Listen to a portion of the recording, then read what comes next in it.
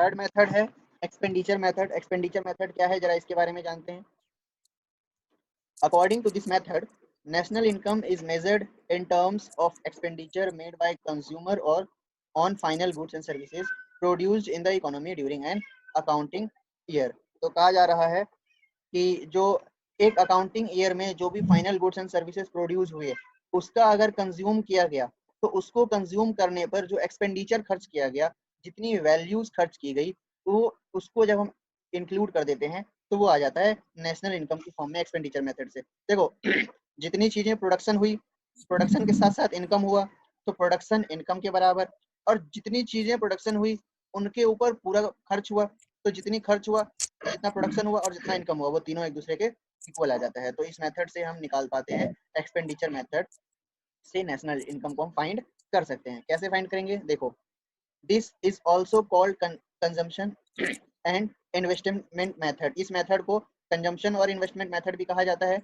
Deposition of national income occurs in two ways, firstly by way of consumption by the household and general government, and secondly by way of investment expenditure by producers, also called capital formation।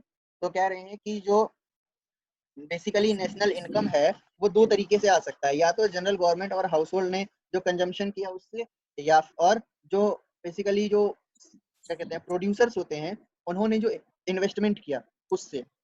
इस हिसाब से एक formula बनता है y is equal to C plus आई।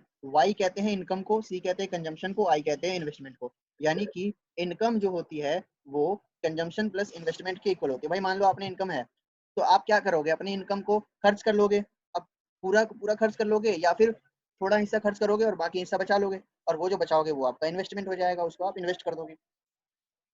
ठीक है, तो इस तरीके से अब हम एक बार देख लेते हैं कि जो फाइनल एक्सपेंडिचर होता है बेसिकली उसमें कौन कौन सी चीजें आती हैं और उन आइटम्स को हम किन टाइप्स की कैटेगरीज में डिवाइड कर सकते हैं। तो यहाँ पर आपके सामने लिखा हुआ है कि 5 कैटेगरीज होती हैं। पहली private final consumption of expenditure, दूसरी गवर्नमेंट फाइनल कंजम्पशन एक्सपेंडिचर, तीसरी ग्रॉस फिक्स्ड कैपिटल फॉर्मेशन, चौथी इन्वेंट्री इन्वेस्टमेंट और चेंज इन स्टॉक, और लास्ट है net exports of goods and services. चलो जरा डिटेल में देखते हैं।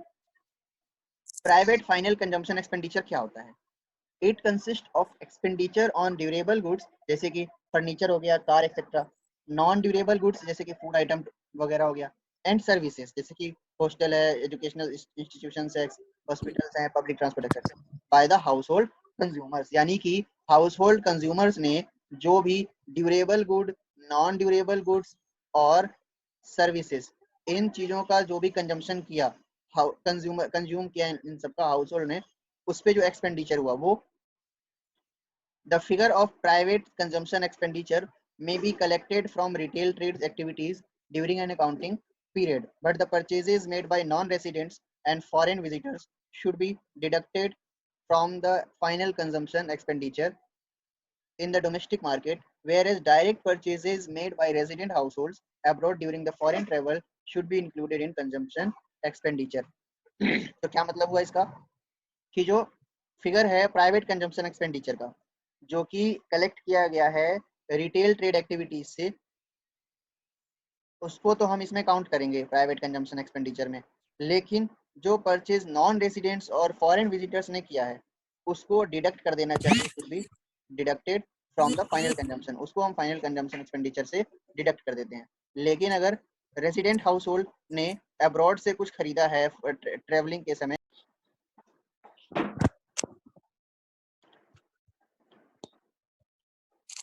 अच्छा प्राइवेट फाइनल कंजम्पशन एक्सपेंडिचर के बाद हम देखते हैं सेकंड है गवर्नमेंट फाइनल कंजम्पशन एक्सपेंडिचर। तो the government final consumption expenditures refers to the final consumption expenditure by the general government. It can be arrived at by summing up value of net purchases in domestic market, net purchases abroad। तो government ने जो भी domestic market से purchase किया वो और जो भी अब्रॉड से परचेज किया वो, उन दोनों की जो वैल्यू होती है वो गवर्नमेंट फाइनल कंजम्पशन एक्सपेंडिचर में आ जाती है। इसके अलावा ग्रॉस फिक्स्ड कैपिटल फॉर्मेशन क्या होता है। It consist of purchases of new assets with in the domestic market like building machinery broking stock etcetera. तो अगर आपने कोई एसेट खरीदा, बिल्डिंग मटेरियल, बिल्डिंग खरीद लिया वगैरह, मशीनरी वगैरह खरीद लिया, तो उन चीज़ों को जो है इसमें शामिल किया जाता है। दूसरी बात, imports of new asset like those of rail engines, wagons, trucks, aeroplanes, farm machinery, breeding of fish cattle by enterprises. तो अगर एंटरप्राइजेस ने इन चीज़ों को खरीदा है तो वो भी शामिल हो जाता है। और उसके अलावा जो नेक्स्ट है purchases of new houses by consumers, consumers ने अगर नया घर खरीदा तो वो भी शामिल हो जाता है। Purchases of second hand physical asset from abroad, अगर दूसरे देश से हमने कोई फिजिकल एसेट खरीदा है जो कि सेकंड हैंड है तो उसको भी हम यहाँ पर ग्रॉस फिक्स्ड कैपिटल फॉर्मेशन में शामिल कर लेते हैं। इसके अलावा चौथा है change in stock as inventory investment. तो change in stock is the difference between the opening stock and closing stock. Change in stock क्या होता है? जो ओपनिंग स्टॉक और क्लोजिंग स्टॉक के बीच का डिफरेंस है उसको कहते हैं change in stock. All enterprises and trading companies incur expenditure on stock of raw material and finished goods. तो जितने भी ट्रेडिंग कंपनीज होती हैं क्या करती हैं, रॉ मटेरियल्स का स्टॉक जो होता है उसको एक्सपेंडिचर करती है, उस पर खर्च करती हैं, चाहे वो रॉ मटेरियल हो या सेमी फिनिश्ड गुड हो या फिनिश्ड गुड हो। हेलो, हाँ, अब नेक्स्ट है net exports of goods and services. It is the difference between the value of exports and imports of a country during an accounting period. यानी कि एक accounting period में एक कंट्री के अंदर जो भी इंपोर्ट और एक्सपोर्ट हुआ उसका जो डिफरेंस है उसकी वैल्यू को इसमें काउंट किया जाता है। What the foreigners spend on countries export is part of expenditure on gross domestic product. तो जो भी फॉरेनर्स ने एक्सपोर्ट पे खर्च किया है वो एक तरीके से डोमेस्टिक प्रोडक्ट का, ग्रॉस डोमेस्टिक प्रोडक्ट का पार्ट होता है। तो ये 5 कैटेगरीज हैं जिनके अंदर हम ये कह सकते हैं कि एक्सपेंडिचर को हम सम अप कर सकते हैं। तो जितने भी फाइनल एक्सपेंडिचर होते हैं उनको हम इन 5 कैटेगरीज में क्लासिफाई कर सकते हैं। अब देखते हैं जरा स्टेप वाइज, अगर हमें एक्सपेंडिचर मेथड से नेशनल इनकम निकालना है तो उसके लिए कैसे हम पहुंचेंगे नेशनल इनकम तक। तो उसके लिए पहला स्टेप जो बनता है वो होता है हमारा gross domestic product at market price यानी जीडीपी एमपी को फाइंड करना। जीडीपी एमपी फाइंड करने के लिए हम क्या करते हैं, हम private final consumption plus government final consumption plus gross domestic capital formation plus net export, इन 4 चीज़ों को ऐड कर देते हैं। तो देखो आप यहाँ पर फ्लो चार्ट की फॉर्म में देख पा रहे होगे कि जीडीपी एमपी निकालने के लिए हमने क्या किया, private final consumption plus government final consumption, इन दोनों में क्या क्या चीजें आती हैं वो आपको ऊपर डिटेल में बताया गया है। इसके अलावा तीसरा है ग्रॉस डोमेस्टिक कैपिटल फॉर्मेशन। अगर हमें ग्रॉस डोमेस्टिक कैपिटल फॉर्मेशन नहीं दिया है तो हम ग्रॉस फिक्स्ड कैपिटल फॉर्मेशन और इन्वेंट्री इन्वेस्टमेंट यानी कि closing stock minus opening stock को, इन दोनों को प्लस करते हैं तो ये ग्रॉस डोमेस्टिक कैपिटल फॉर्मेशन की वैल्यू आ जाती है। फिर इसमें हम नेट एक्सपोर्ट को प्लस कर देंगे। नेट एक्सपोर्ट निकालने के लिए हम एक्सपोर्ट में से इम्पोर्ट को माइनस करते हैं। स्टेप 1 है कि हम जीडीपी एमपी फाइंड कर पाते हैं। उसके बाद हम स्टेप 2 पे जाएंगे। स्टेप 2 में क्या है, नेशनल इनकम है। अभी हम एनएनपीएफसी पर हैं, सॉरी नेशनल इनकम यानी एनएनपीएफसी फाइंड करना। अभी हम जीडीपी एमपी पे हैं। स्टेप 1 से हमने जीडीपी एमपी फाइंड किया, उसमें से डेप्रिसिएशन को माइनस कर देंगे, एनआईटी को माइनस कर देंगे और फिर एनएफआईए को प्लस कर देंगे तो हम पहुंच जाएंगे एनएनपीएफसी पर। ये रहा formula, GDP MP minus depreciation minus NIT plus NFIA gives an equal NNPFC. तो ये था बेसिकली एक्सपेंडिचर मेथड को यूज करते हुए नेशनल इनकम अकाउंट करने का फॉर्मूला। अब जरा हम ये देख लेते हैं कि जब हम एक्सपेंडिचर मेथड को यूज कर रहे हैं नेशनल इनकम अकाउंट करने के लिए तो हमें कौन कौन से प्रीकॉशंस हैं जो कि ध्यान में रखने हैं। पहली बात, only expenditure on current final goods. जो फाइनल गुड्स हैं उनके ऊपर ही जो एक्सपेंडिचर हुआ है should be included. So expenditure on second hand goods must not be added in aggregate expenditure. और जो सेकंड हैंड वस्तुओं पर जो खर्च हुआ है उसको हम इसमें शामिल नहीं करते। The intermediate expenditure also must not be included as it leads to double counting. तो intermediate expenditure को भी यहाँ पर हम शामिल नहीं करते हैं। Expenditure on transfer payment should not be taken account of it, यानी कि अगर हम ट्रांसफर पेमेंट पे जो एक्सपेंडिचर कर रहे हैं उसको भी इसमें शामिल नहीं किया जाता। Gross domestic capital formation already has in it the replacement of machines as well as change in stock. Therefore, these two items should not be separately included in aggregate expenditure. अगर हम ग्रॉस डोमेस्टिक कैपिटल फॉर्मेशन की बात करें तो ये जो है already और रिप्लेसमेंट है मशीन्स का। यानी कि देखो दो चीजें हैं, अगर हम ग्रॉस डोमेस्टिक कैपिटल फॉर्मेशन की बात करते हैं तो इसके अंदर दो चीजें आती हैं, रिप्लेसमेंट ऑफ मशीन्स और चेंज इन स्टॉक। तो अगर हम ग्रॉस डोमेस्टिक कैपिटल फॉर्मेशन को ऐड कर रहे हैं तो फिर हमें इन दोनों को यानी कि मशीन्स को और स्टॉक को अलग से सेपरेटली ऐड करने की जरूरत नहीं है। एक्सपेंडिचर ऑन फाइनेंशियल ट्रांजैक्शंस जैसे कि shares and bonds should not be included because these transaction do not add to the flow of goods and services but only change the ownership of financial assets. तो अगर हम bond वगैरह की बात करते हैं तो उसको मान लो इनका कोई इनके फाइनेंशियल ट्रांजैक्शन पे कोई एक्सपेंडिचर हुआ तो उसको भी हम नेशनल इनकम निकालने में शामिल नहीं करते हैं, क्योंकि यहाँ पर कोई नया जो फ्लो में कुछ नया प्रोडक्ट सर्विस ऐड नहीं हो रहा है, बल्कि बस एक ओनरशिप चेंज हो रही है। अगली बात है, only expenditure on final goods and services should be included in aggregate expenditure. तो फाइनल गुड्स और सर्विसेज का जो एक्सपेंडिचर हुआ है सिर्फ उसी को शामिल किया जाए। The aggregate expenditure got by adding up various components included in itself the cost of depreciation. Thus, we have the concept of GDPMP. So as to arrive at the net in domestic product at market price, depreciation should be deducted from it. तो कह रहे हैं कि अगर हम जो aggregate expenditure है, जो भी अलग अलग वेरियस कंपोनेंट्स को ऐड करने पर जो हमने एक तरीके से एग्रीगेट एक्सपेंडिचर निकाला है, इट इंक्लूड्स, इसमें ऑलरेडी शामिल है, it includes in itself the cost of depreciation, इसमें डेप्रिसिएशन का भी कॉस्ट शामिल हो जाता है। तो इसीलिए हमारे पास अभी जीडीपीएमपी का कॉन्सेप्ट आया है और हमें नेशनल इनकम पे पहुंचना है, तो हम क्या करते हैं, इसमें से net domestic product market price में से डेप्रिसिएशन को माइनस कर देते हैं, डिडक्ट कर देते हैं, तो हम नेशनल इनकम पर पहुंच जाते हैं। चलो एक बार टेबल में देखते हैं। Fees paid to educational institutions by students, ये पेमेंट ऑफ सर्विस रिसीव्ड है, इसीलिए जो फीस आप दे रहे हो वो इंक्लूड होगा। Expenditure on the repair of fixed capital assets, अब अगर आप इंटरमीडिएट कंजम्पशन कर रहे हो, जैसे कि फिक्स्ड कैपिटल एसेट है, उसको खर्च कर, उसको खराब हो गया, उसको ठीक करवा रहे हो, उसके ऊपर अगर कोई खर्च हो रहा है तो उसको शामिल नहीं किया जाएगा। अगली बात, expenditure on electricity bye a house hold, अगर इलेक्ट्रिसिटी पे एक्सपेंडिचर हो रहा है तो वो फाइनल कंजम्पशन है, इसलिए उसको ऐड किया जाएगा। Expenditure on electricity by some enterprise, अगर कोई कंपनी है, फैक्ट्री है, वो इलेक्ट्रिसिटी का यूज करती है, तो क्योंकि वो इंटरमीडिएट एक्सपेंडिचर है इसीलिए इसको शामिल नहीं करते। Expenditure on final goods and services, अगर फाइनल गुड्स एंड सर्विसेज पे कोई एक्सपेंडिचर हो रहा है तो उसको शामिल करेंगे। Expenditure on transfer payments like scholarship etcetera, इसको शामिल नहीं करेंगे।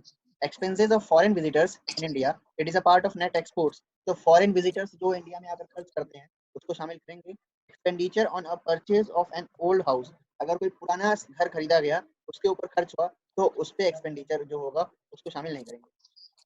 एक्सपेंडिचर ऑन स्ट्रीट लाइटिंग, अब स्ट्रीट लाइटिंग जो गली में इस तरीके से लाइटिंग की जाती है, it is final consumption expenditure by the government, सरकार करती है, एमसीडी का काम है, इसलिए ये जो है शामिल किया जाता है। Expenditure incurred by way of grants during natural calamities, earthquake वगैरह जब आ जाता है तो ये एक ट्रांसफर पेमेंट होता है। अर्थक्वेक है, फ्लड वगैरह आ जाता है, तो मान लो कि जो तरीके से गवर्नमेंट पैसा देती है लोगों को, तो वो सिर्फ ट्रांसफर पेमेंट होता है, इसलिए उसको नेशनल इनकम अकाउंट करते समय शामिल नहीं किया जाता। चलो अब देख लेते हैं क्वेश्चन। हमारे पास एक क्वेश्चन है कि calculate national income by income and expenditure method, income और एक्सपेंडिचर दो मेथड को यूज करना है और नेशनल इनकम को अकाउंट करना है। इनकम मेथड हमने ऊपर पढ़ ही लिया है, तो इनकम मेथड के लिए हमें क्या क्या चीजें चाहिए होती हैं, हम अभी पहले एक्सपेंडिचर मेथड देख लेते हैं, उसके बाद इनकम मेथड देखेंगे।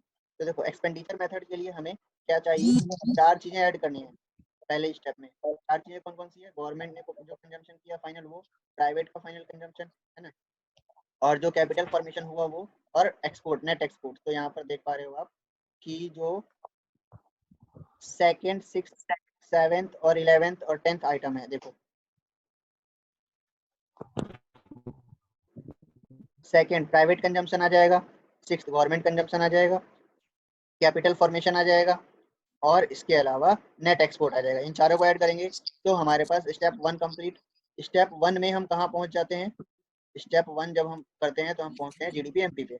उसके बाद हमें स्टेप टू पे पहुंचना है।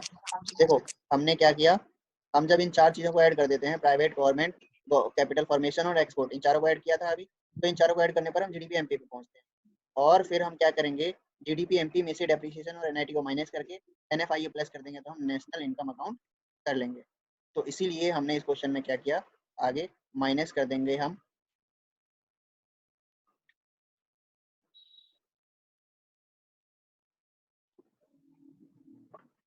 इस पूरे में अगर हम डेप्रिसिएशन को फाइंड करें, तो क्योंकि इस क्वेश्चन में डेप्रिसिएशन नहीं दिया हुआ है इसलिए डेप्रिसिएशन नहीं आएगा, डेप्रिसिएशन को इग्नोर किया जाए, जब नहीं दिया होता है तो यूज नहीं करते। उसके अलावा हम क्या कर सकते हैं, इनडायरेक्ट टैक्स को माइनस कर देंगे। इनडायरेक्ट टैक्स को माइनस करने के बाद हम क्या करेंगे, सब्सिडी को प्लस करेंगे।